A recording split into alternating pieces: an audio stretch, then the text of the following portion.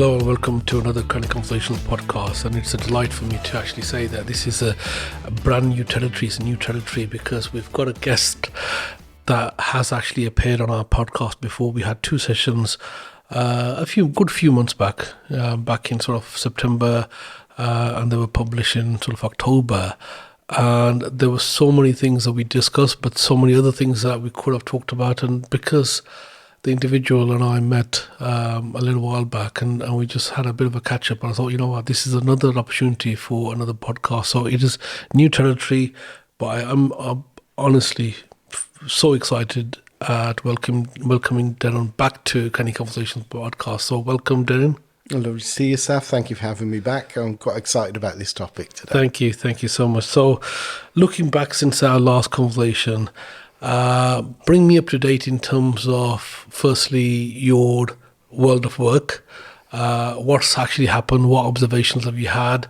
You're a thinker. You've had Christmas. You've had a lot of time to think about things. You've also been at various conferences. You've spoken at our conferences as well, and you've got always topics and knowledge and insights to share. So, so looking back since our conversation last time, bring us up to date in terms of where your mind is. Okay, wow. So the broader topic, I guess. So, Saf, a lot of people say, it's a famous phrase, isn't it? Oh, I really like apprenticeships because it's more hands-on. And I think that's true. But I think nowadays we can extend that and say, actually, an apprenticeship is more brains-on as well than traditional educational routes. They require people to be really active thinkers and proactive thinkers. In a way, when you're in an educational program, you're kind of in the hands of somebody else's curriculum, whereas when you're in a world of work, you need to own that curriculum more yourself, and so you need to apply your brain in a much deeper way. And I think we're living in a time, Saf, a point in history where we're entering a new age of discovery again. Okay. And so when electricity was invented, there was a new age of discovery. So inventions and discoveries are different things. So basically Jeff Bezos talked recently, he made this distinction. He said somebody invented the telescope, but when somebody saw a planet they'd never seen through it before, that was discovery. And as you go on doing all the discoveries, when we invented electricity, that was an invention, but beyond that invention we entered an age of discovery as we came up with all different interesting ways that we could apply it. When the internet was invented, we enter an age of discovery beyond that. The last age of discovery we entered was I would say it was with the LAMP stack. It's a bit technical and nerdy, this, but it made it so that websites could communicate through the front end with a database. And that's what births things like LinkedIn, Facebook, Twitter, that becomes X, and all of those platforms come after that's gone. So people start discovering what they can do with the technology. Right now, new tools have been invented in AI, and we're in an age of discovery. So let's delve a little bit deeper into that. So obviously, you're a lifelong learner. You're continuously learning. You're continuously adapting as well. You're continuously thinking and so forth. So talk to us a little bit about how your mind has sort of discovered certain things based on what we had, because we've had time now to reflect, and you've had time to implement some of these things. So where are you now? So go a little bit deeper into this. Okay, I want to split my personality into two, Saf, which is what I need to do. So half of me is a managing director, and half of me is a director of studies. I'm more excited at the moment in talking about my discoveries as a director of studies in this new age, basically. But I don't want to dismiss out of hand my discoveries as a managing director. So AI is a big thing, artificial intelligence, but it's broadly speaking, oversimplification, but you can say there's a generative AI, which is kind of like GPT's generative pre-trained transformer models against large language models.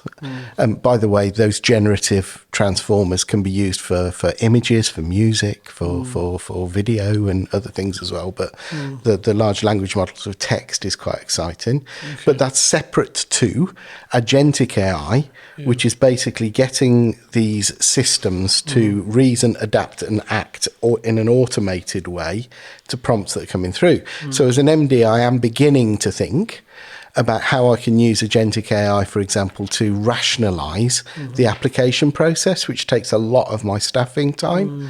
So I'm thinking, right, how can I make this easier and faster for people to gain access to our organisation and go through the preliminary checks that we need to go through without costing so much human time?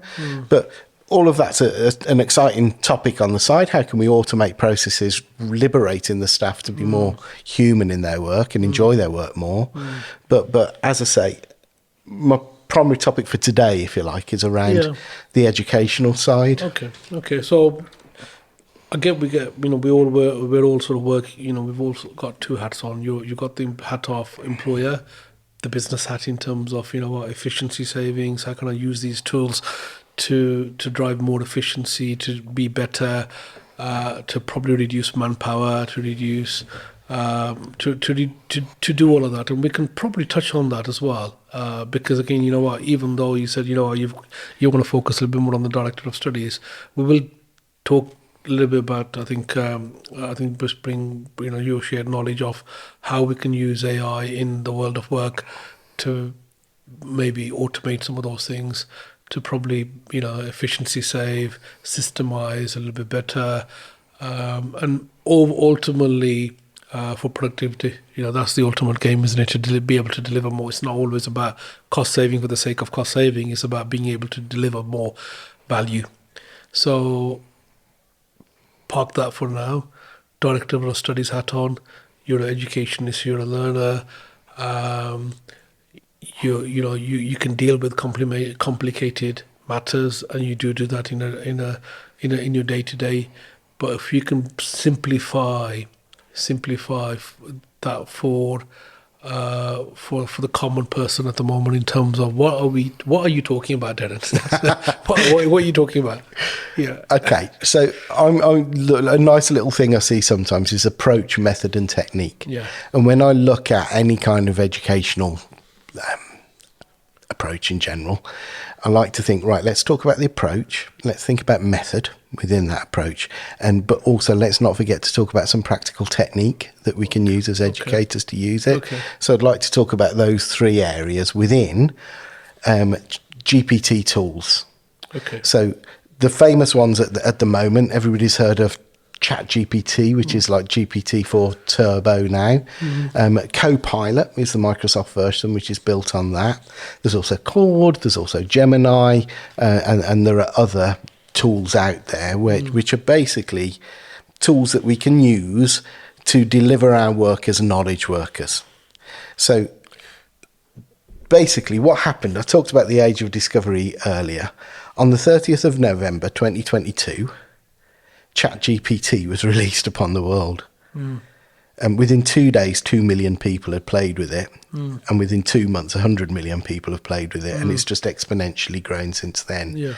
And if you haven't yet done a 6 espresso all-nighter to sort of say, what can these things do? I recommend you do it, because you'll be startled as to how useful these things are. They're very practical tools. And it's not an idiot savant. It's basically a large language model with everything we as humans have ever talked about is available as data to what's called a GPT, which is a generative pre-trained transformer. And so what we can do, we can set parameters and have conversations with this thing to help us as a co-intelligence. And so in terms of approach, then I'll come to method and technique later. But approach, I'm influenced by, and we'll put a link in the podcast, Saf, a book called Co-Intelligence by a chap called Ethan Mollick. And what he says is, and this makes it really clear for me and really helpful for me, there are 4 rules or laws in terms of working with these tools that we now have our availability. Yeah. So rule number 1 Okay. is bring it to the table. Mm-hmm. Rule number 2 is remember you are the human in the loop. Mm-hmm. Rule number 3 is treat the AI Yeah. as if it's a person. Yeah. And rule number 4 is assume that this is the worst version of the AI you're ever going to use. So if I dig into it's those gonna- 4 yeah. things a little Okay. bit, because those 4 things are really foundational rules for mapping our brains as to how we can interact with these tools, basically. Okay. So, so just for our guests, which model is this again? So I'm speaking about Yeah. the So I'm defining this. So the famous tool names are Chat GPT, GPT-4 Turbo, Yeah. Copilot, which is Yeah. basically GPT-4 Further, used by Microsoft. Claude, you mentioned. Gemini. Claude and Gemini is Gemini. another famous one. These are the tools that I'm talking These about. are like brains, isn't it? They're, would you? How would you? What would if it talk in the sense of a human body? Is this a what's the ChatGPT? So Is what it you- memory? Is it it- brain? Is it is it process? The best way of understanding it, I think, is this is us. This is humankind. So basically, when ChatGPT 3.5 was first formed, they put in they put in a large Data, language model of text, everything text. But this text is kind of everything we've ever written as a species. So one silly statistic, it would take you, if you dedicated 8 hours of your day to reading this text, to read the amount of text that it's got in its database, when 3.5 it's bigger now, but when it was first issued, it would take you 20,000 years to read all that stuff. So basically, we put everything humans have written into a massive database, and then we've put GPT, stands for a generative pre-trained transformer. So it can think and as it goes through and works with this data, and you can set it prompts which basically define what you want it to do for you. So there's a processing part. There's a knowledge part. Yeah. There's a memory in terms of learning part. Yeah. And then there's instructions.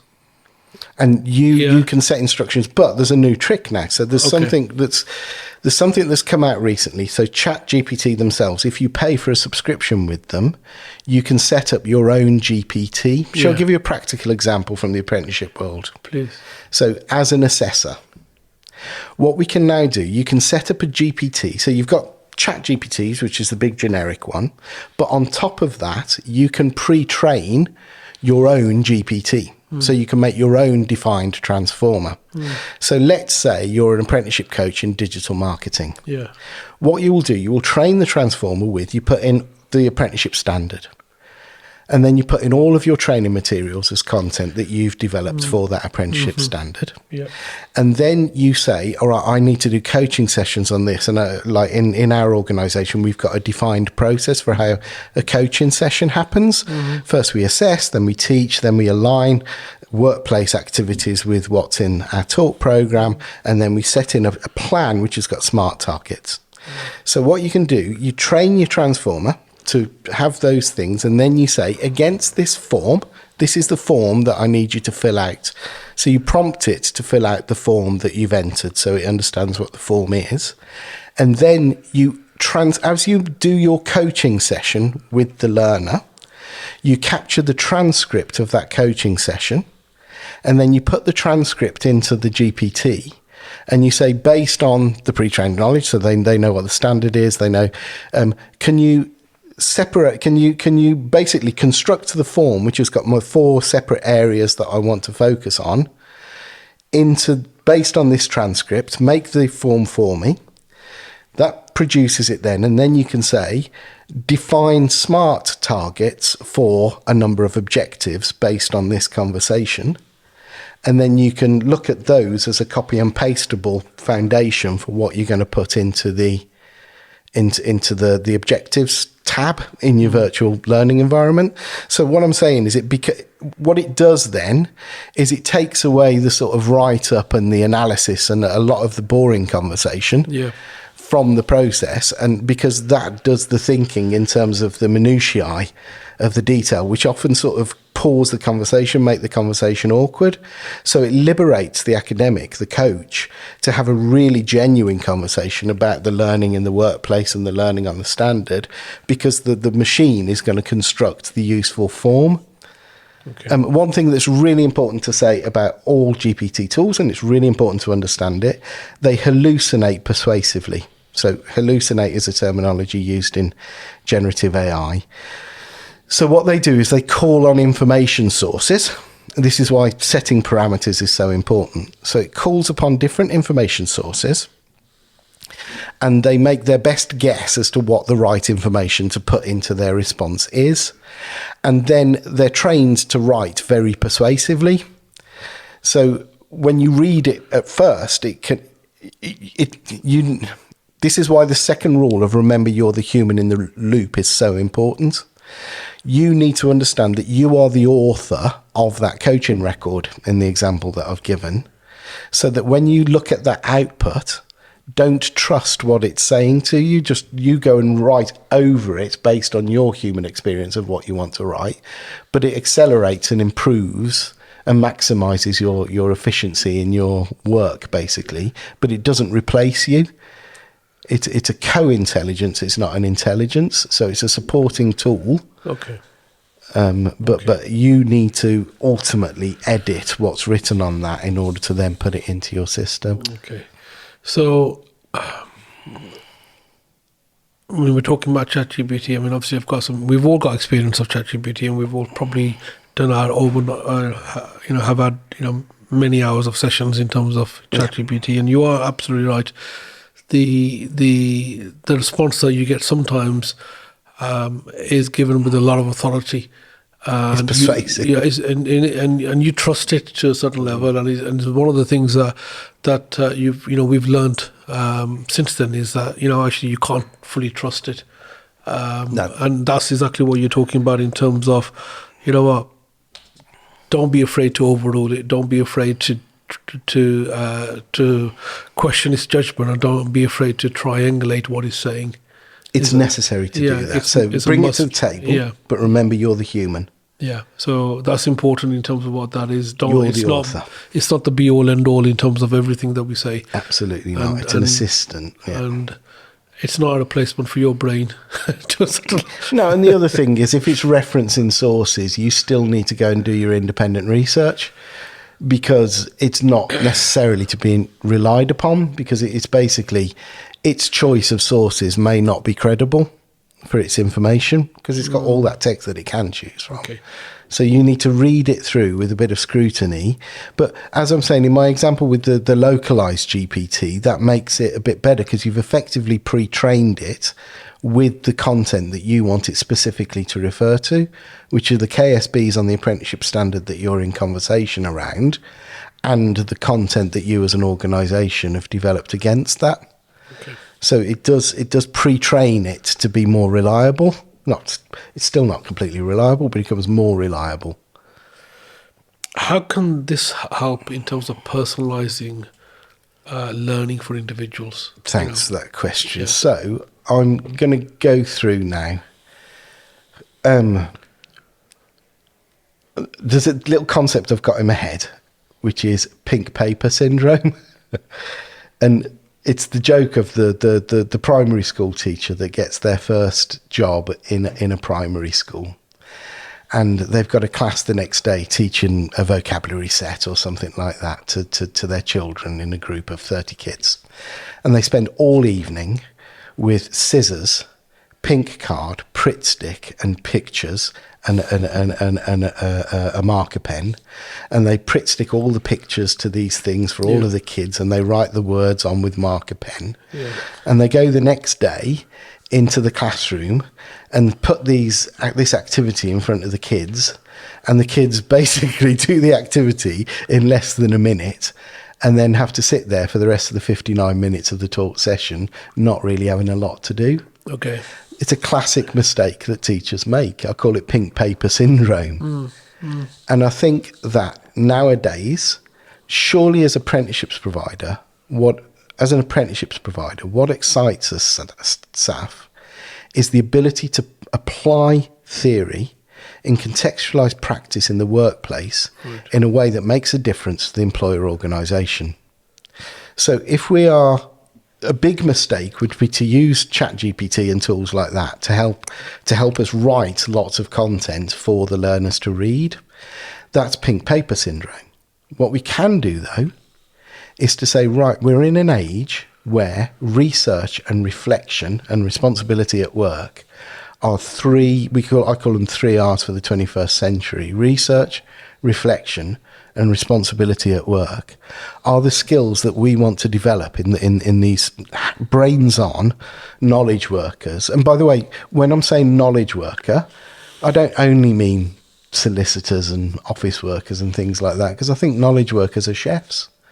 And I think knowledge workers are various construction trades where information is as important as manual dexterity, if not more important. Do you see what I mean? So in an age of knowledge work, those 3 skills are really important. So the research part, don't get me wrong, what we do, we've got a shape where we go through content with people, and we do give people prerequisite learning tasks.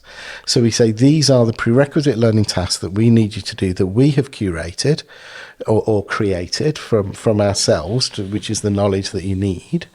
But the truth is, to get to achieve best in a learning program, you don't just cover what the teacher teaches. To achieve best, you research beyond what the teacher is teaching into a broader set of knowledge inputs, and you're obsessed with applying the inputs which are most suited to your workplace. So we want to put into the hands of the individual learner the ability to research knowledge around the learning outcomes, which are the knowledge, skills and behaviours that you're covering in a particular area of the standard. So we bring in these tools as a routine part of the preliminary work, where we make sure they've understood not just what's needed, but above and beyond what's needed. Do you know Benjamin Bloom, who did the Maslow's hierarchy of thinking skills? Have you heard of his 2 Sigma? No, I don't. So basically, he did another piece of research, called it the 2 Sigma problem. It's a paper from Benjamin Bloom. And he discovered what we all know, which is, guess what? If a learner is in a classroom learning stuff on the teacher's agenda, they learn far less and far more slowly than if they're in a coaching one-to-one situation, or if they're a small tutorial situation. So we all know this, but Bloom proved it basically with his research. But what I'm saying is, the AI tool gives us that 2 Sigma opportunity, of where people are able to go in and interact around their own terms, around their own negotiated parameters, as to something that's useful. Okay. Dylan, you're a practical guy. And I like practical examples, and I like to get practical examples from you. And we're going to try and bring examples in terms of real life examples, and start off with your good self. So if you know, obviously you've got ChatGPT, and you're probably using some of the other large language models as well. But we say, you know, what does your ChatGPT look like? How many GPTs have you created? So we're creating GPTs now for the different standards that we operate on. So we've got one for multi-channel marketer level 3. We're doing, obviously the degree, we split it up a little bit into the themes within the degrees.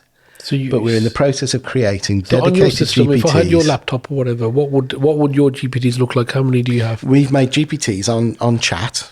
Yeah. And we've given them like a name, which is multi-channel marketer 3. You got one for multi-channel marketing. You got one for ICT3, one for software developer 4. Every single subject that you do. The different standards. Okay. Do you have any others that you do? Just those at the moment. Just those at the moment. Okay. So what we're doing is, we do 2 things with it. Number one, because learners can make their own. Do you encourage that? You can make your own. Do you encourage that? 100% encourage that. Right. Okay. So we want this is what I'm saying. Part of our flow of learning, the way we construct a module, if you want to call it that. So we break up the whole apprenticeship program into, let's say, 4 or 5 modules. So these modules of learning, what we're obsessed with is the application of theory and practice. But before we do that, what we do is there's a kind of overview and introductory phase. So it's basically a tale of two seminars, Saf. So the first seminar is the topic consolidation seminar. And when we say seminar, this isn't a chalk and talk lecture from the academic. This is a consolidation of understanding around the field. So what we do on our VLE, we explicitly set people using GPTs the idea that they can go and study this around this area. So the preparatory work is, number one, the prerequisite learning, where we've set in our own curated text or created text, some chalk and talk sort of, narrated slide decks that we've written, or we've taken some content, for example, from a content authoring place, a massive online, open online content platform or something like that. So these curated things, make them study that. We give them associated tasks, associated tests to make sure they've understood. So that's the curated prerequisite work.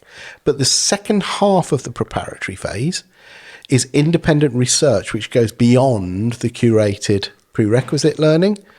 So they're encouraged and told and advised to go and research what this means in their own context by using the AI tools. And they need to verify that. They distrust that, and they verify that by doing their own research against it if they want to. And their own research against it, and that verification, by the way, might be reading other texts, but it might be checking in with your boss or checking in with your colleagues that what this is saying makes sense.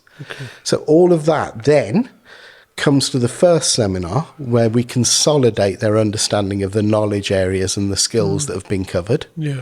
Then the real learning begins after that seminar as they go into application of theory and practice, and what we call retrieval tasks, where they're recalling the knowledge areas that they need to recall when they get to endpoint assessment. So it's the knowledge, the theories, the facts, the figures, but it's also the application of theory and practice. And all of that is happening leading into the final seminar, which is a seminar of victories and issues and priority setting for the future, where you're sharing amongst peers the learning that you've done as you've applied this work in practice. So it's a natural flow. But what I'm saying is the AI tool has become critically important as a mechanism in that first research phase. Okay. So again, I'm going to try and keep it basic and practical. So you've created these GPTs. These are for your staff, or are these for the learners? For the learners as well. So the learners have got access to your GPT. So the one I'm giving an example of is the one for our staff. So the example I've given, it's our coaches have pre-programmed this GPT to help them produce the and do they share all of that? All the code, or every coach has got their own? Basically, it's a GPT for our standard, which we haven't. So the thing is with ChatGPT, you can make one for the whole world if you want to. You can make one for the whole world. You can publish one and say this is for the whole world. You can make one for you yourself alone, which is a good idea. Or your team. Or you can make one for your team and your company and your sub-departments. And so what we're doing is we're making one for our team as a multi-channel marketer, do you see what I mean? Or as an ITT3 or... Okay. And so there's one there. And that's pre-programmed, pre-trained with our content, so that it helps the coaches to fill out the form. But that's not the only use. That's just one example use, if that makes sense as to what I'm saying. Okay. And how do the learners access that then, if that's that? Because that one's for the coaches. That one's for the coaches. That one's for the coaches to make their record. Well, the learners can use the range of tools in all sorts of different ways. But you haven't pre-programmed anything for the learners? Not yet, no, we haven't pre-programmed, but we could do. So we could get to a point where we can effectively do the same pre-trained model, where we could sort of pre-train the content for the learner so it's more specific to the standard. So again, on a practical basis, they wouldn't be going onto your platform for your organisation, would they? Because that's your own personal data. Yeah, haven't explored it yet, Saf. So at the moment, our learners are just using the basic tool, and we're teaching them. So we're teaching them at the moment to use the basic tool with. So we're at a stage where you will have heard of the prompt engineering as an idea, prompt engineering frameworks, and there are a gazillion frameworks out there today. There's one called Roses, one called Racy, one called Carer. There's all sorts of frameworks. Share with us. My favourite framework is Know the Ropes. So I'll explain the framework, which is Know the Ropes. So this is something we would teach the learners to know the ropes. Okay? So the first thing is, when you're working with a GPT tool, the first thing you need to do is to tell it it's R equals role. So you say act as, and you define what you want it to act as. So you say act as my tutor. And you can even define the character of this tutor. You can make it act as a pilot. My favourite thing that makes me laugh about it is you can say, act as a mildly dyslexic 19-year-old, write this essay for me, and avoid plagiarism. Do you see what I mean? But Yeah. you can set the role basically for the thing to do. So you can say act as my tutor if you're a learner, or if the learner's producing a report, you can say, act as an experienced professional in this field. I want to keep it general, to write such a report. Then you set the objective. So I need you to write a report that will do this and this and this, and you've set a very clearly defined task. Then you start, the P stands for the parameters, so it's ROP. So you start sort of delimiting it and say, don't talk about that, talk about this, and you sort of give it as close a definition as you can. Then you give it some examples. So here's an example of what you might write. Here's another example of what you might write. And that's the rope thing. And then at the end, what you do is remember the S stands for that final sense check. So as it's giving you that information back, you need to sense check what it's written to make sure you're happy with the output you've got. And you can do that independently and conclude there, or you can do something in AI which is called chaining, where you can basically redefine the prompt to make it more specific to the output you actually want based on the output you've seen. So this is why I'm saying treat it like a human.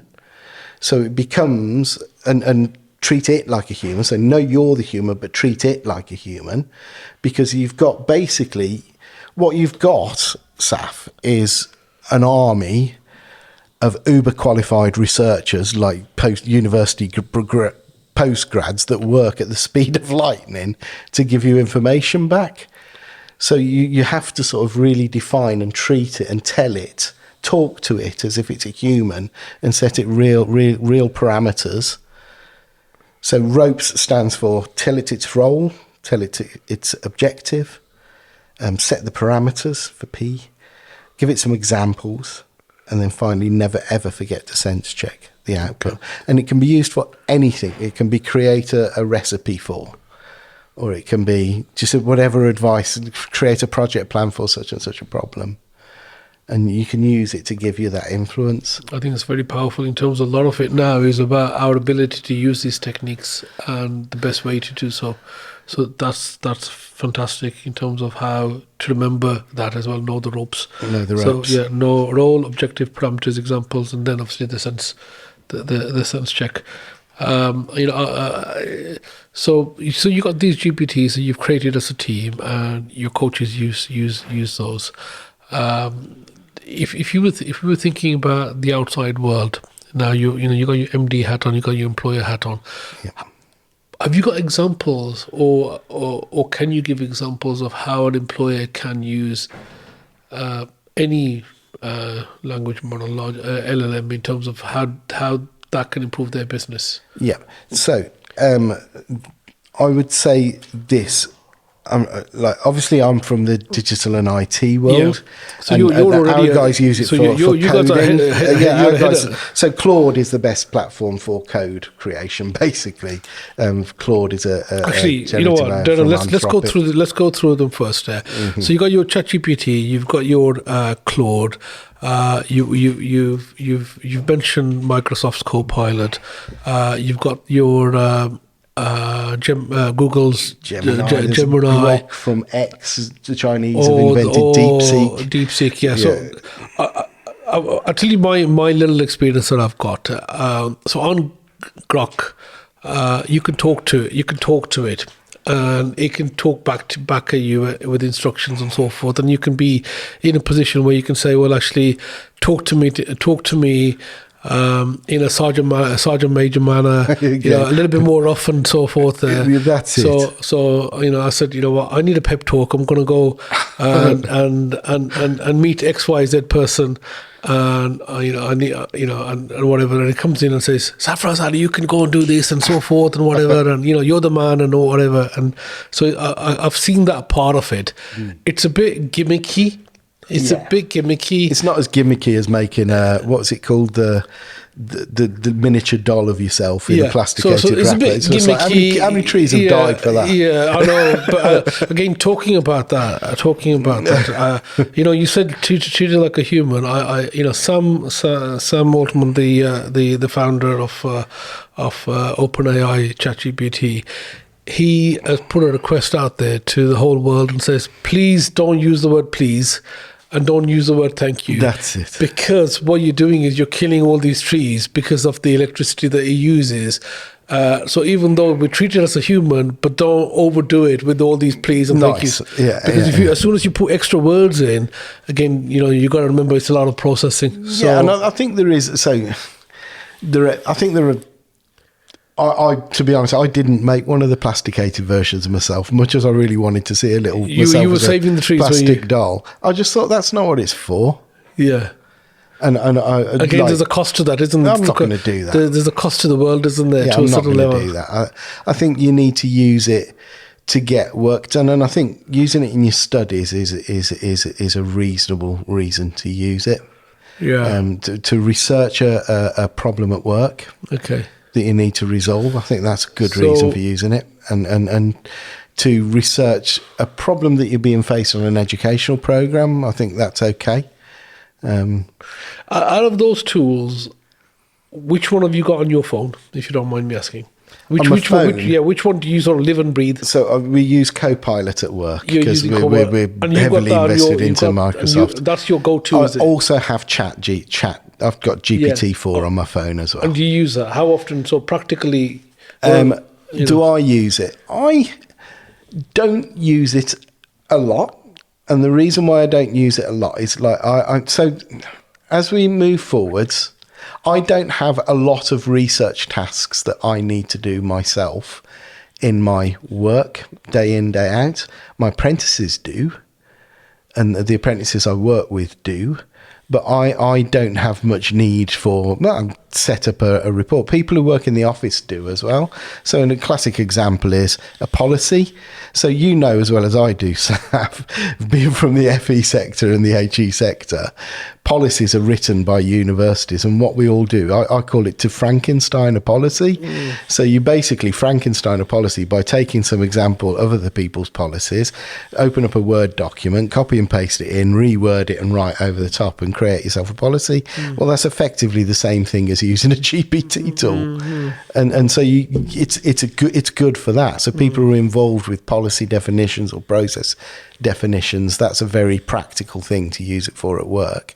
Me myself, I don't have to do that a lot, so I don't need it in that sense. And also, Saf, I'm going to say this, I think I'm trying to say this in a way that isn't offensive and rude and horrible. I think what these GPT tools will do is they make every knowledge worker good. But the ones who will stand out in the future and will be earning more money are the ones who think creatively. So every knowledge worker can now draw on all thought humankind have ever had, especially pre-trained within if it's pre-trained within their own organisation, and produce outputs that are pretty substantial and useful. And people who, like what I'm saying is the range of okay workers to good workers is kind of conflated into one kind of group. But the workers who stand out will be the ones who write something innovative, different and creative. Okay. Do you see what I mean? And I think that will create a distinction in knowledge workers as well. So just the GPT tools, you've got your Microsoft Copilot, which you're We use that fully as sort part of life. I use it for transcript summaries. I do use it for that on my laptop, not on my phone. On your laptop. But on my laptop, yeah. You got your ChatGPT, Yeah. which you're using and quite Yeah. comfortable with, and obviously that was the first one that we all got introduced to. Yeah. So, so you got that. Gemini, any exposure to that or any use? Not myself, no. Any thoughts on that, or have you 'cause It's Google's. So I think it's what from what I know about it. First of all, it's probably going to be the winner. So again, if you go back to the early 1990s stuff, I don't know if you remember some of these platforms, but basically when that lamp stack got created, so Facebook was in competition with MySpace. That's what it is, and MySpace dies eventually. I remember my parents having an argument with each other using a platform called Friends Reunited because they were speaking to their childhood romantic partners. Yeah. So, but lots of that's gone. So, lots of the platforms that emerge ripen red and delicious, then they shrivel and rot like a tomato, or do you see what I mean, or an apple. So I think we're in this age where lots of tools are emergent, and I think in the conversation with you, what I want to say is let's be obsessed with approach, method and technique more than we are with tool. However, as a little guess, Gemini might be the ultimate winner. And the reason I'm saying that, it's got access to the Google search engine and all those Google servers with all of that, websites and that so information. forth, Now, from what I'm seeing, it's more prone to hallucination so it's not as trustworthy as Claude or as Copilot, for example. It hallucinates more, but that'll probably be fixed in time. Are you using normal search? Sorry, Derrin. I'll always use normal search. Are you using Bing and Google, whatever it is? I use normal search if I want to quickly access a website I know is available. Do you see what I mean? You're not going to the a GPTs? Single inquiry. I think the GPTs are for a bigger conversation around bigger tasks. And we'll still need search as a quick way of saying, right, give me information on this. So I'm very interested at the moment. My latest example just this morning is around the productivity gap. And there's a new paper on the productivity gap, which somebody on a LinkedIn post had mentioned this productivity problem. And I went to check in because basically the Americans are getting more productive at an accelerated pace since the pandemic, and we haven't got more productive. And so I went in and researched the paper, and I used a search engine to get a very quick response. So that's not something I needed a GPT tool for. That was just something I needed a very quick response to. Okay. AI agents. Any exposure to agents and as I say, how would you describe what that is? The potential of it is real, and it's really happening, and it's really there. We haven't played with it much yet. When you said earlier, can you reduce your staff numbers? I come at it from a slightly different angle. So in my view, we draw money from the government to deliver apprenticeships programs. The money stays the same. So the question is not whether I spend that money, but how I spend it. Yeah.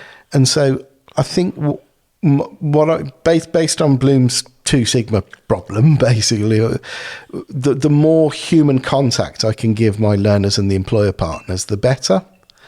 So if I can liberate some of my staffing resource to give more time over for humans to interact and give that more human tutoring time to people, I will take that opportunity. And I think agentic AI, what it will do, as I say, it basically, it can reason, it can think, it can sort of reach its own conclusions. It can reason, adapt and act.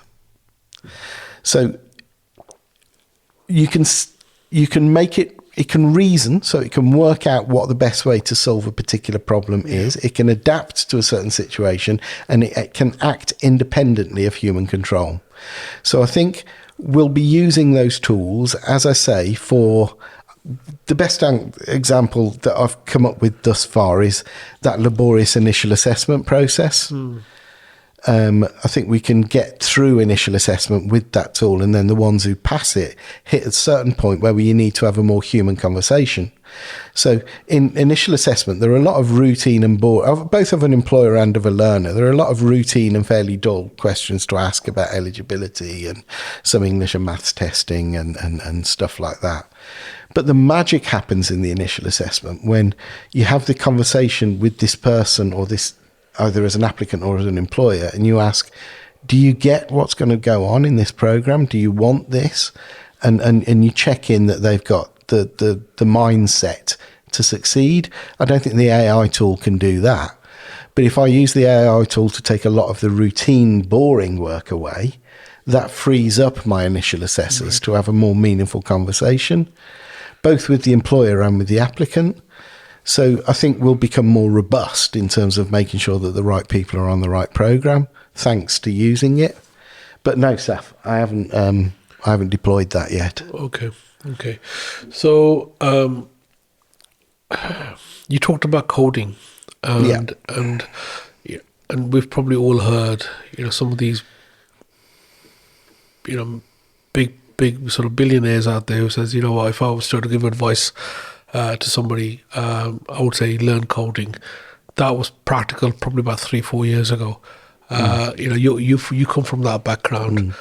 Talk to me about how has that world changed? Okay, so before AI, a critically important skill was a kind of perfectionism when you wrote code. So if it was the detail of your code that really mattered. So if you forgot a semicolon or a comma, or do you know what I mean? If you forgot a particularly semantic area, the code would break and not work. But another aspect of coding is architecture. So the architecture skill has not gone away, but the production of code line as a skill, the perfectly crafted code line, that's not as necessary as it used to be. So now as a coder, you can get this thing to produce very quickly the code line that does a certain job, but there are two things that you need to look at, really. Number one, you kind of need to set the variables yourself and the parameters yourself, and you need to architect using prompt engineering the solution that you want. So it's the design of the program that matters as well, and that's not gone away. That's still a critical software developer skill. And the second thing that's worth noting is there are green issues with code line as well, Saf. So you can have code line which is designed in such a way that it's ridiculously resource intensive in the way it's designed and shaped. And I think an effective programmer will look at the output of AI not only for designing a better architecture around it, but also for checking its resource efficiency and making sure it's just well designed and going to do the job in an effective way rather than in a clumsy way. So you still need the human in the coding loop, but what you've got is something that will produce example code line for you to code above at speed, basically. You can also use it to check, and this is the other thing. So as people are doing research in any subject area, there are two main and obvious approaches, Saf. Number one is, I've written this, can you check it and improve it? And number two is, can you draft this for me so that I can check it and improve it? And both approaches are really exciting and valid. So a classic thing for today, I've written this is my paper. Can you look at this and improve it for me? And one thing which is really nice is if you're marking students' written work, you can say, this is my marking of that student's written work. Can you improve that? And make them improve, come up with some extra ideas to be more useful. Yeah. I mean, and same with coding is what I'm saying. You can say, can you improve my code? Or you can say, give me some code and I'll go away and improve it. Okay. There's a word that came in conversation a little while back when I was talking to somebody about AI, and they mentioned agency. We've got more control. Where before, as an example, you had to go and search certain things, but now you can ask. This element of, if you need to be coached, you can go ask a question on ChatGPT, say, you know what, I've got my financial, you can upload your, we run small businesses. We can upload our management accounts in there. We can upload our financial accounts in there. We can upload all our financial data in there. And even if we're non-finance people, we're business people, we're not finance people, we can get it to show us. It can tell us in terms of what the things, and it can ask us. We can ask better questions. I can say, I've had this. Like you said, the whole role play thing. So I'm a CEO of an organisation. The accountant has given us this. I am looking to ask. I've got a meeting with the individual. I want to be in a position where to ask the right questions. Also highlight to me some of the ratios, some of the issues, and it can give you all of that report, so you're more prepared. You got more control, you got more agency. That's just an example of a practical perspective. You can upload all your policies. That's an example.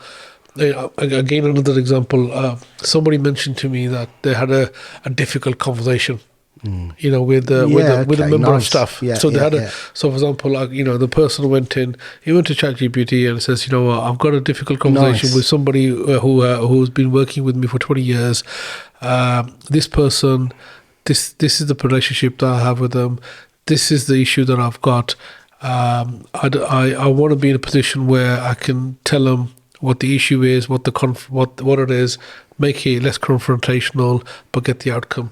And what it's done is it's actually scripted the whole thing in terms of what you can do, how you can do it, what that is. These are practical, real life situations where people may not have come across them. So when we're talking about how AI has affected our lives, or how it can affect our lives, there's so many different aspects of it. So it depends on the individual's perspective of how open they are with these tools. And my view is, so although we've said we don't want functional skills to be a barrier to people achieving an apprenticeship standard in a vocation, I completely understand that. I think nobody's dropped the notion that English is really critical to success as a professional, nor maths. And I think that they're basically cross-cutting themes across all apprenticeship standards that we deliver. And I think we should openly acknowledge AI tools as a cross-cutting theme across all apprenticeship standards. And I think it should be inspected, and I think it should be required that we help knowledge workers to use these tools to get something practical done at work, and it should be incumbent upon all training providers and all employer providers to help people develop this skill. Remember, rule number 4 from Malik: this is the worst version of AI we're ever going to use. So it's really important for us to start using it. Do you remember those when in the early 1990s we had computers that were big beige clunky looking things that went a weird grey colour after we'd had them on our desk for a while. I don't know, beige went to grey, but they went to that's what AI that we're working with today is, where all of the logos are really simple because the pixels are too small because the processor speed isn't there. So it's going to get better and better and better at speed, just in the same way as the desktop and laptop and tablet and mobile phone did at that massive speed and pace of change. Okay. So it's important for us to start using it. Absolutely. As part of life. So what are the risks well, firstly, let's talk about the risks from a business perspective in terms of, as business owners, the risks to us as a business in terms of, competitiveness, risk possibly in terms of, the market as a whole, the fact that people can probably, in some cases, qualifications are not the same as learning. People might decide the fact that they want to learn in a different manner as opposed to formal qualifications. So any thoughts just in terms of, from a risk perspective, and then we could talk about, you could bring in risks from education, generally education perspective or something. So I'll speak about business. So I'm always reluctant to talk about risk, really. I'm not naive. I'm not naive. Threats or risks, whatever. Same thing. Yeah, the Prometheus myth, isn't it? Oh, we've invented fire. It's like, actually, it's quite useful. We can cook and do all sorts of stuff. Yeah. So I come more from the perspective of the opportunities, really. Okay. And I'm not being naive. I'm not saying that there aren't ethical issues. I know there are, and that there are potentially threats to the way society works and things like that. But put it this way, the AI we're looking at today, will we ever have an AI teacher? There's a piece of research done recently with a chap called Singh, who did an AI GP doctor versus a human doctor, and people contacted them over a computer interface. And when the patients were asked which was the better doctor, the AI won. But what was startling was the reason why the AI won. The AI beat the human because the patient said it was more empathetic.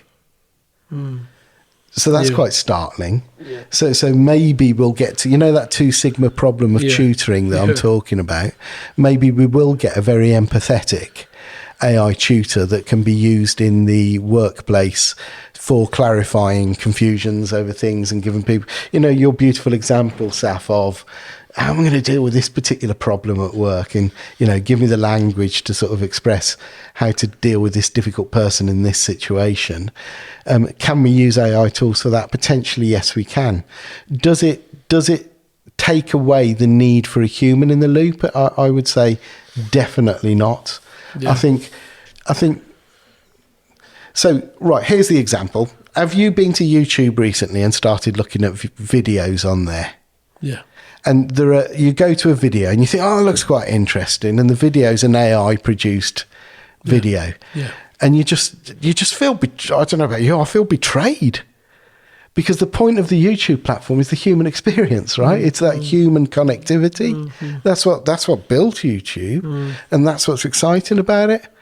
And so if I haven't got that human connectivity, I feel resentful of YouTube for doing that to me. And I think we're still at a time where, yes, we want to be able to access information at fingertips and guidance at fingertips and use it, but I don't think it replaces humans. I think it repurposes them. Okay. So I think mentors are still going to be needed in workplaces. I think coaches are still going to be needed from training provider organisations. I think it gets rid of pink paper syndrome in terms of content coverage. I don't think there's much of a need for chalk and talk lectures anymore, unless it's a really inspiring one delivered by a human, which we maybe got off TED Talks or off a content aggregator platform like Pluralsight in my trade or O'Reilly, where it's particularly inspiring. But in terms of routine content coverage, I think that's gone away. I think dull teaching has gone, but not inspiring teaching and not the human connection. So, I mean, I've been using ChatGPT. We've all been using it really since December, you could say. Some of them maybe January, but December 2022. And so you've had 2.5 years, and talking about YouTube videos, I came across a YouTube video which I wanted to share with you today. So I came here thinking, I'm going to share this with you off camera. But obviously, now we're having this conversation about coaches, and we're both into sort of coaching, and you're a massive coach. You in terms of how you coach your staff and so forth, and you have this model that you do. And I typed this into ChatGPT over the weekend, and I was surprised at how much my GPT knows about me, because it's got this 2.5 years of data.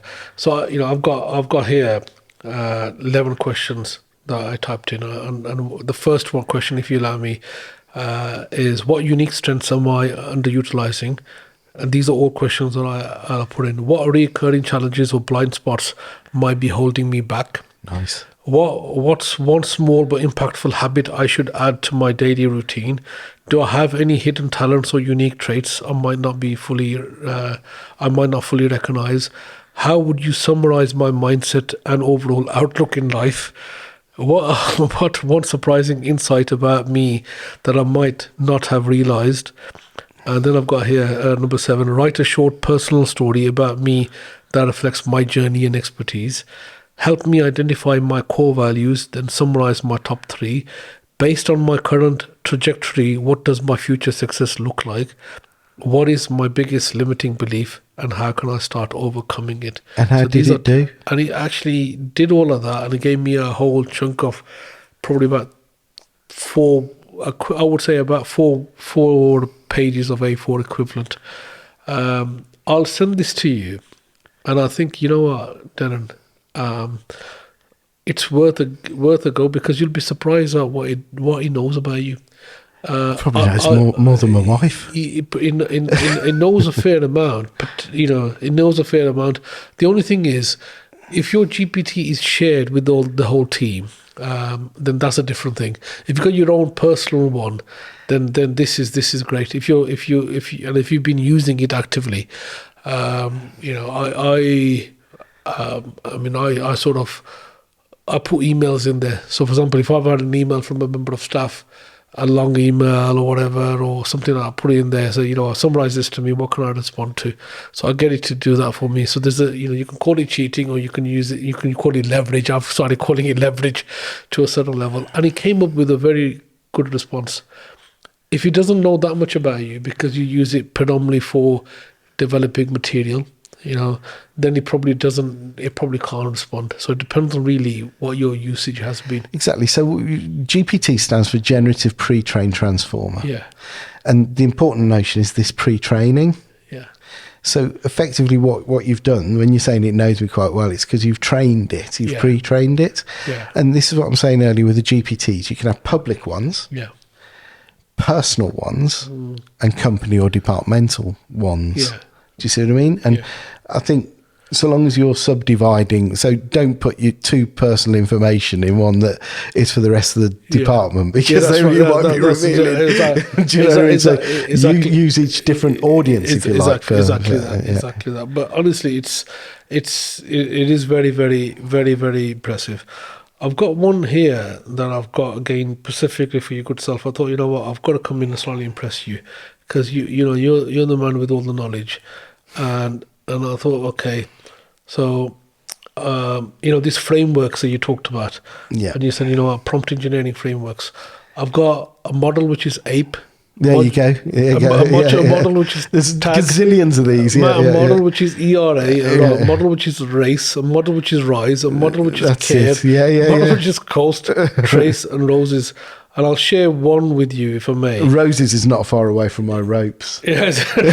So roses, we'll talk about roses then. So roses. What's it say? Role. So role, specify ChatGPT's role.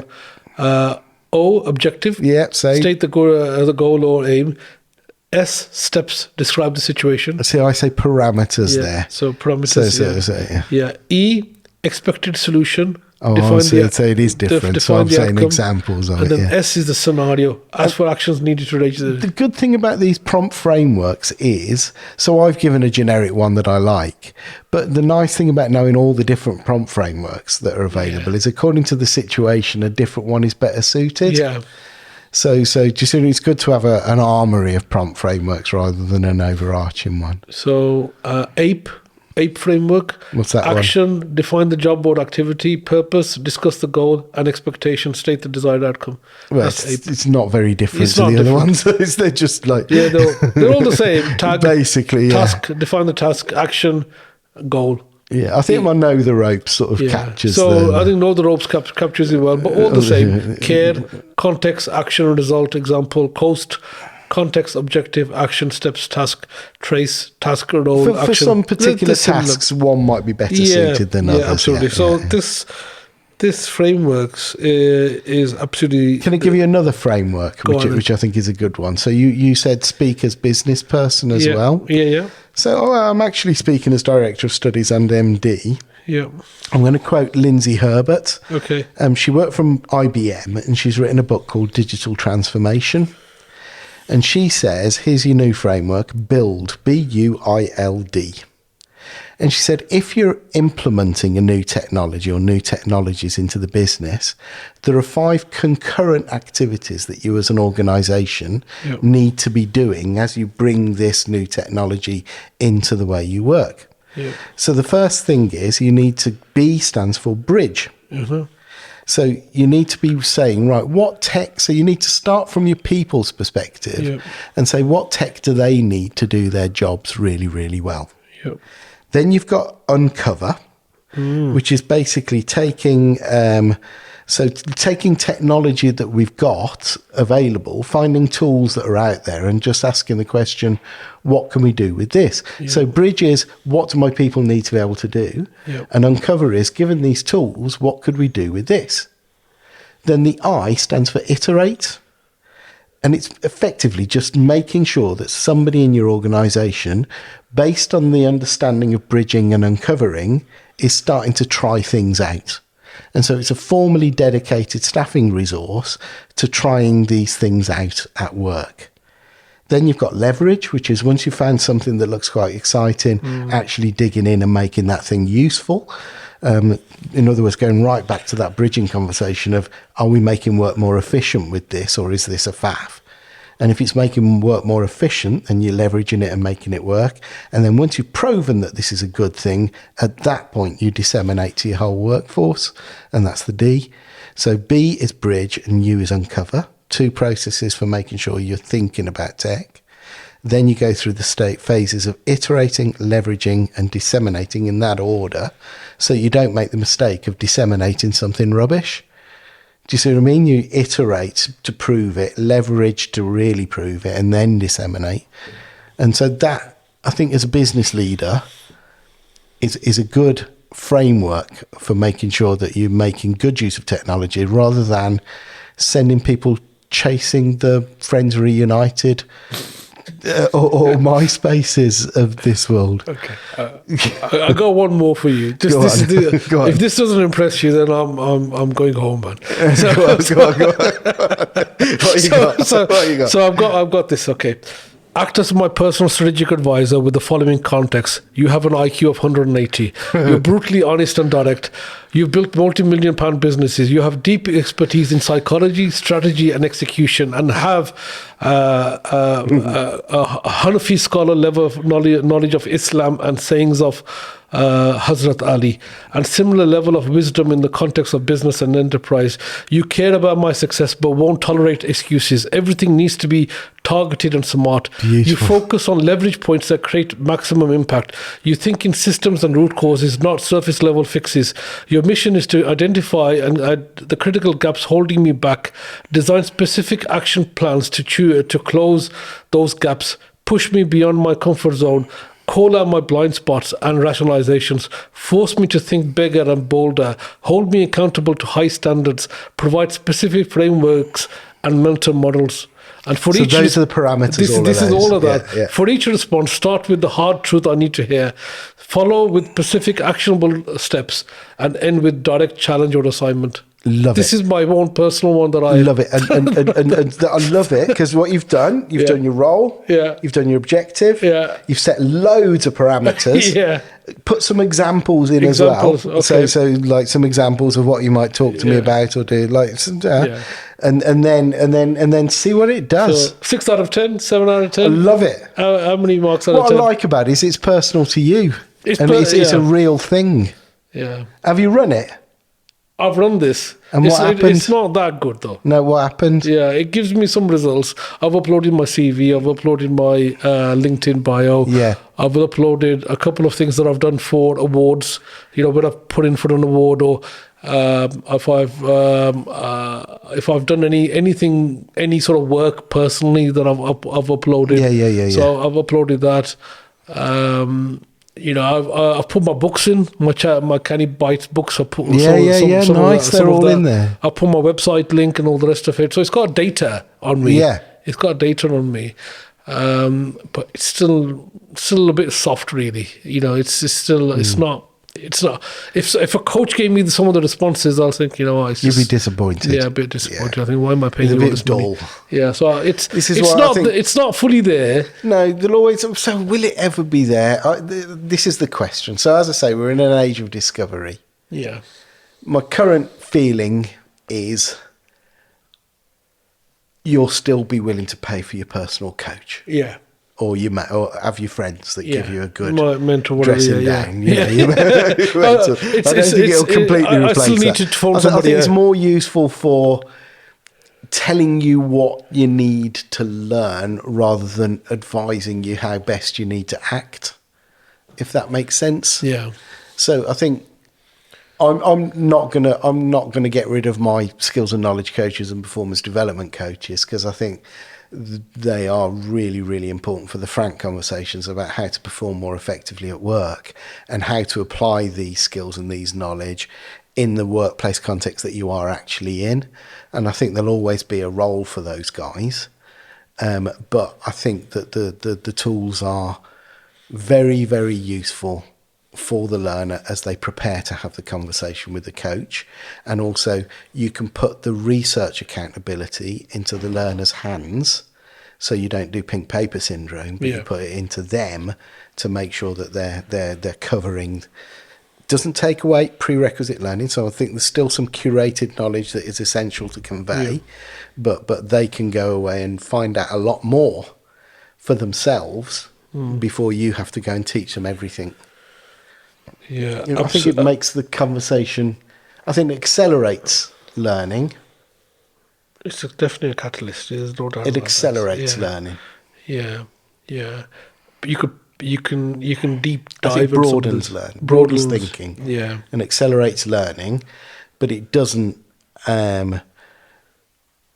resolve the problem completely. It's a co-intelligence. It's an assistant. Okay, so these are the tools, but how as educationists, as leaders, how should we change our thinking to adapt?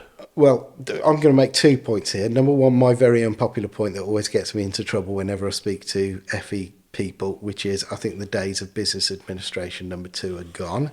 And this doesn't make me popular, and I understand all the counter arguments, which is, hey, this is a great first career step for people, and employers want something fairly lowbrow in the first job. My counter, or hey, they do become great project managers, and it's like, really, seriously, I'm not convinced. But my counter argument to all of that is, because of AI, we can give people a much more challenging career entry problem.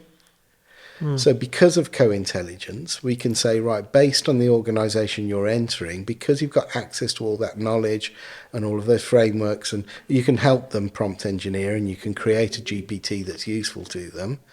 And you can say, basically, why don't you take on the cybersecurity issues of the company rather than business admin?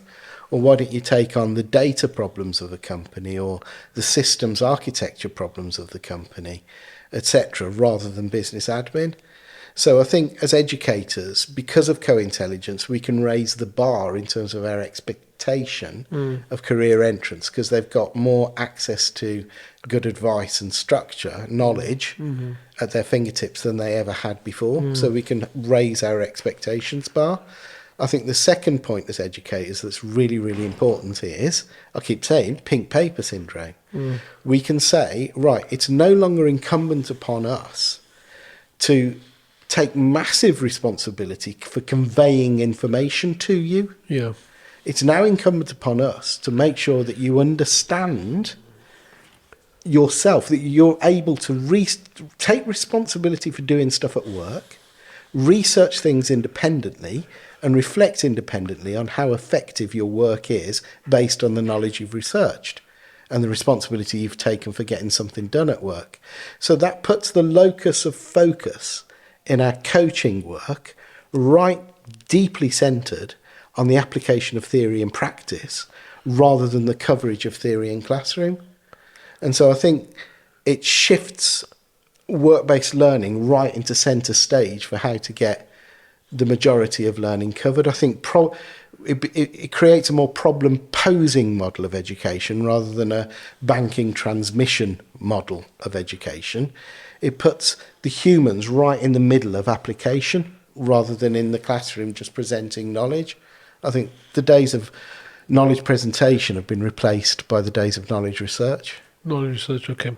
So you talk about brains in or brains on in terms of the apprenticeship standard. So Yeah.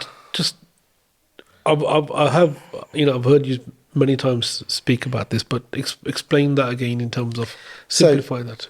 I've always felt uncomfortable because, like, basically, I work in my apprenticeships organisation, are obsessed with digital industries. Yeah. Right. But lots of people come in and say, "Oh, I love apprenticeships because they're hands-on," and I've always felt a bit uncomfortable with it because whilst it's true for construction, there's not a lot of hands-on unless you're talking about a keyboard in my trade. Do you know what I mean? It's like not really right. But if you extend that notion into brains-on, that's an exciting notion for me. And what I do think what they mean when they say hands-on is they say, I need to be personally engaged with doing stuff. Don't sit and lecture me about stuff you're excited about. Make me do stuff, and my brain will cogitate in that situation, and I'll learn by doing. Do you know what I mean? And in fact, Cole's reflective learning cycle says that's true. It's also true that you learn when you're reflecting on doing as well. It's when you think about what you've done that you're also learning, and that's an important cycle. So do you see what I mean? It's the doing and thinking about doing that makes learning work. But what I'm saying is, it's not just hands, it's brains as well. Nice. What makes us human? We had an opposing thumb. There's your hands, but we also had 2 frontal lobes. And that's what made us different to other animals, because we've got that different kind of brain. So I think we can celebrate apprenticeships as a brains-on experience, not just as a hands-on experience. Okay. So if I was to ask you a skill that you feel you wish more apprentices should have or develop naturally, what would that be in terms of this modern world? So I think that's what I'm saying, Saf. I think if you're going to be a knowledge worker today, back to Mollick's 4 rules. Number 1, if you're a knowledge worker that's not bringing AI to the table, that's irresponsible now. So if you're a training provider that's not making AI as central to your teaching and learning development, as is English and as is maths, not just the occupational skills, that's irresponsible. If you're an employer that's not encouraging your staff to use these tools, that's really bad. I've heard some academic institutions saying, "Oh, AI, let's ban it in schools," which is clearly a funny thing to do because you're not going to achieve that. But whilst it's a terrible place to finish, so if you make AI write your assignment and then submit it, that's a dreadful thing to do.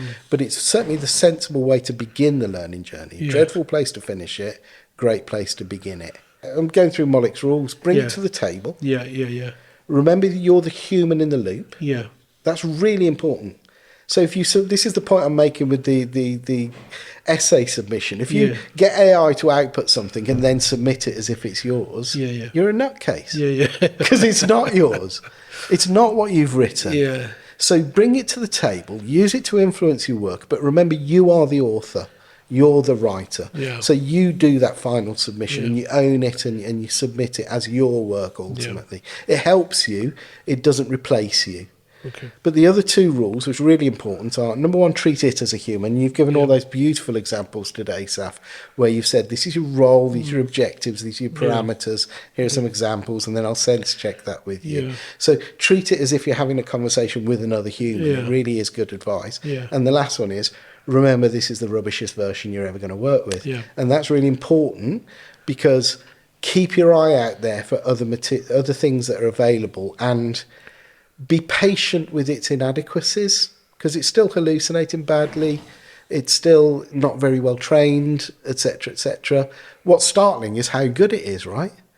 But it's going to get better and better and better and better as time goes on. If we've got individuals, leaders, CEOs, some peers that most of this conversation has gone above their head and it's too technical for them, they think, you know what, I don't know what they're talking about.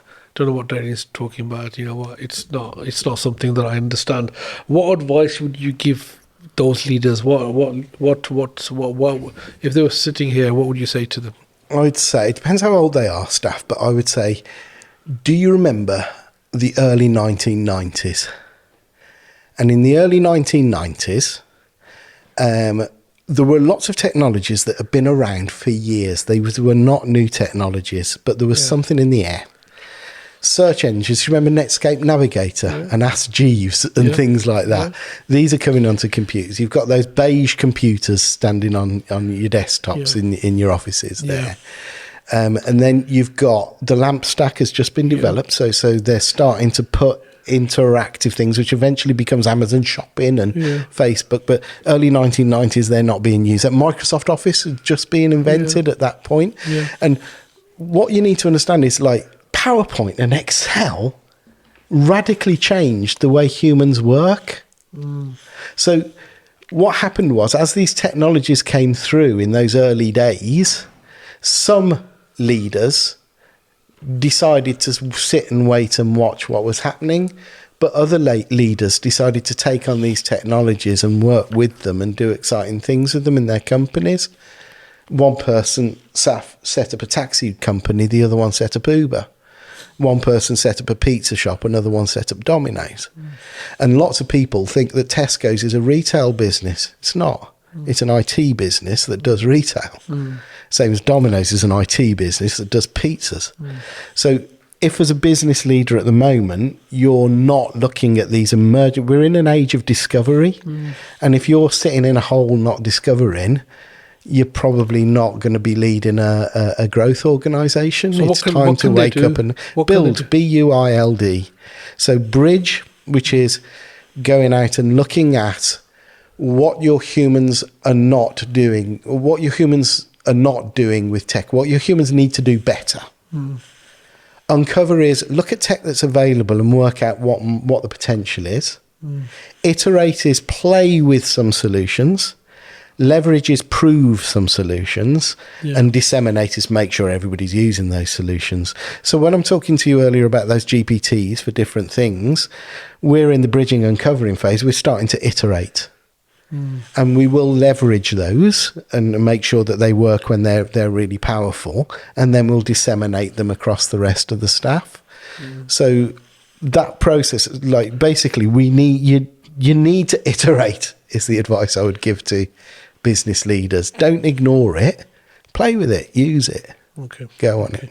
So, I mean, we've had 2.5 years of, most people accessing ChatGPT and AI, and even though we've been talking about it for probably another, before we were talking about it 10, 20 years before anyway, but it wasn't really practical, it's just one of these things. Yeah, it's been talked about for years, really, decades really in that aspect.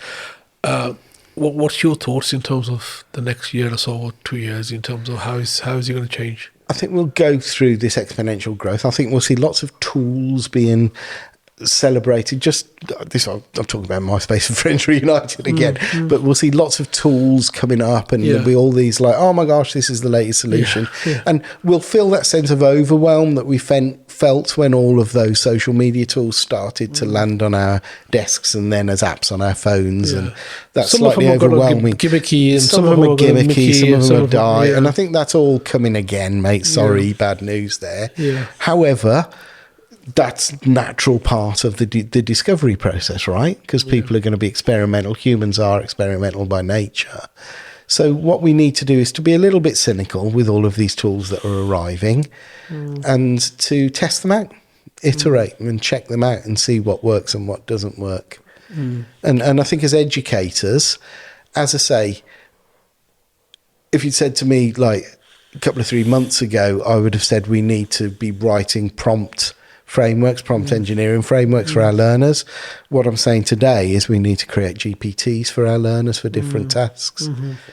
Same idea, it's just that the need to write the prompts has been replaced by the GPT now. But do you see what I mean? It's just hiding the wiring, really. Okay. But we can do that. Okay. In terms of yourself and your organisation, obviously you've done some GPTs and so forth, but what are your plans in the next, say, 3, 6 months, 9 months? The rest of the year, in terms of AI specifically. Specifically AI. As I say, to sort of roll out the GPTs for learners in different contexts, play with it, use it. So our big agenda as an organisation at the moment, we are, some of our larger companies, we're creating learning environments for the companies. And so like we've got the two problems of, number one, the GPTs that we're going to use on our platform for all of our learners from all different companies.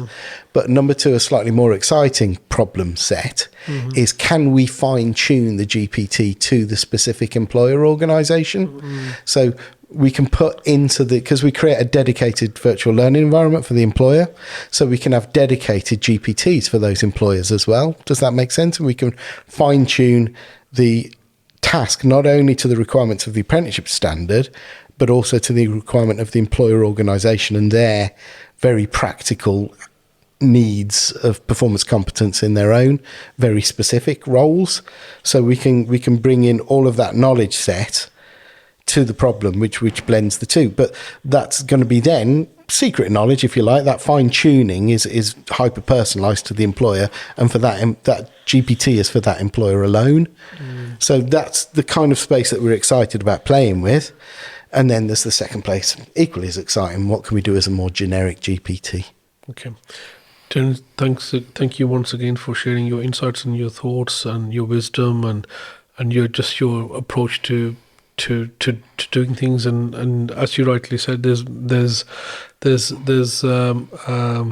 going through a discovery phase, we're going through a lot of change, and we need good people around us. We need peers that we can probably pick up the phone. We can ask GPT or chat GPT, but we need sometimes to pick up the phone and so forth, and you've always been open for the sector, for the industry, and I hope, and I know it's going to be the same. So are you open for people approaching you, speaking to you, contacting you if there's any support or any guidance that anybody needs? More than that, please do. So two types of organisations I'm excited to work with. The number one, shameless plug. Yeah. I want to work with employer partners, SAF, to develop knowledge workers in a modern way, and so I am looking for employer partners, and that's why I do these podcasts and things like that. I'm very open.